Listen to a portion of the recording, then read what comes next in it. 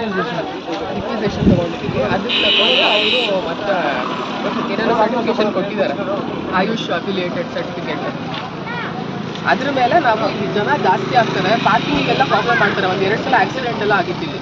So ಅದನ್ನೆಲ್ಲ class ಹಾಕಿದ್ದೀವಿ. ಶೌಚಾಲಯ ಕಡ್ಡಾಯವಾಗಿರಬೇಕು, ಎಲ್ಲರೂ ಬಳಕೆ ಮಾಡೋದಕ್ಕೆ. ಯಾಕಂದರೆ ಬಂದ್ಬಿಟ್ಟು ಎಲ್ಲೆಲ್ಲೋ ಎಲ್ಲ ಗಲೀಜು ಮಾಡಿಬಿಟ್ಟು ಆ ಥರ ಟರ್ಮ್ಸ್ ಆ್ಯಂಡ್ ಕಂಡೀಷನ್ಸ್ ಹಾಕ್ಬಿಟ್ಟು ಕೊಟ್ಟಿದ್ದೀವಿ. ಯಾರಿಗೂ ತೊಂದರೆ ಆಗ್ಬಿಟ್ಟು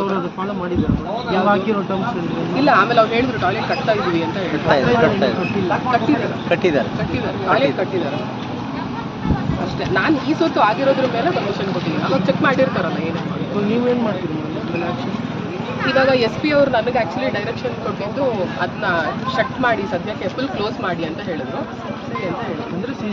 ನಾವೇ ಲೈಸೆನ್ಸ್ ಸೀಸ್ ಮಾಡ್ತಾರೆ ಅಂದರೆ ಅವರೇ ಸೀಸ್ ಮಾಡ್ತಾರೆ, ನಮಗೆ ಅದೇನು ಅಧಿಕಾರ ಇಲ್ಲ. ಪಂಚಾಯತಿಂದ ಜನರಲ್ ಇದು ಲೈಸೆನ್ಸ್ ಏನು ಕೊಟ್ಟಿಲ್ಲ ಅಲ್ಲ ಮೇಡಮ್? ಸ್ವಲ್ಪ ಡಾಕ್ಯುಮೆಂಟ್ ನೋಡಿ. ಅವ್ರು ಏನು ಕೊಟ್ಟಿದ್ದಾರೆ? ಅವ್ರು ಕೊಟ್ಟಿದ್ದಾರೆ ಚಂದ್ರಬಾಬು ಅನ್ನೋರ ಹೆಸರಲ್ಲಿ Asia Vedic international culture and research Spoorthi academy ಅಂತ, approved by government of India ಅಂತ ಇದೆ. ಸೊ ನಾವು ಅವ್ರಿಗೆ ಕೊಡಬೇಕಾದ್ರೆ ನೋಡಿ ಆನರರಿ ಡಾಕ್ಟರೇಟ್ ಅವಾರ್ಡ್ ಅಂತ ಇದೆ.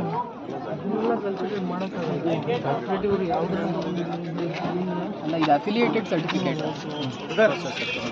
ನೀವು ಆ ಕಡೆ ಅಲ್ಲಿ ಮಾತ್ರ ಇಲ್ಲಿ ಬಿಡಿ ಸರ್. ಆಯ್ತು ಎಲ್ಲ ಬರೀ ಇಲ್ಲಿ ತುಂಬ ಏನಿಲ್ಲ ಬಿಡಿ.